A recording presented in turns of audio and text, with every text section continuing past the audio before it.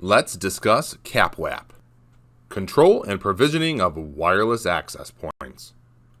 CAPWAP is an IEEE standard protocol that enables a wireless LAN controller to manage multiple access points and wireless local area networks. CAPWAP is responsible for the encapsulation and the forwarding of wireless LAN client traffic between an access point and a wireless LAN controller.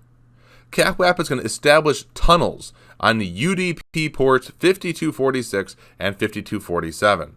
This is with IPv4 and with IPv6.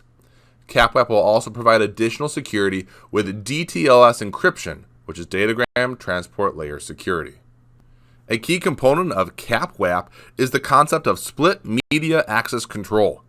With this, we're going to have the functions normally performed by an individual access point distributed across two functional components. The first functional component being the access point MAC function. That's going to be handling the beacons and probe responses, packet acknowledgements and retransmissions, frame queuing and packet prioritization, and MAC layer data encryption and decryption. The wireless LAN controller function is going to be authentication, association and reassociation of roaming clients, frame translation to other protocols, and the termination of 802.11 wireless traffic on a wired interface. Next is DTLS encryption, the Datagram Transport Layer Security encryption. DTLS is a protocol that provides security between the access point and the wireless LAN controller. This allows them to communicate using encryption, and it prevents eavesdropping or tampering from those man-in-the-middle attacks. Now, DTLS is enabled by default to secure the control channel for CAPWAP. This is disabled by default, however, for the data channel. What that means is all CAPWAP management and control traffic exchanged between the access point and the wireless LAN controller is encrypted, and it's secured by default. However, data from the clients moving between an access point and the wireless LAN controller is not encrypted by default. CAPWAP data encryption is optional, and it would be enabled per access point.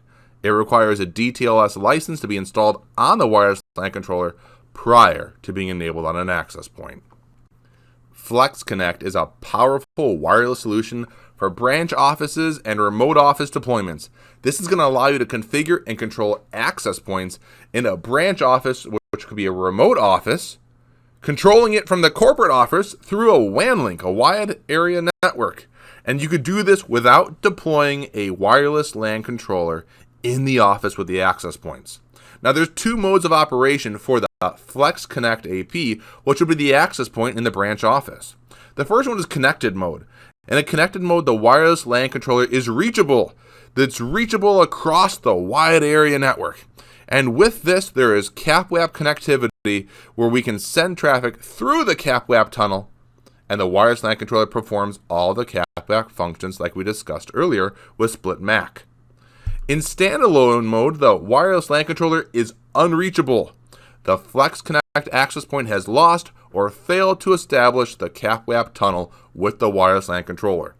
In this mode, that FlexConnect access point can assume some of the wireless LAN controller functions, such as switching client data traffic locally in the network and performing client authentication.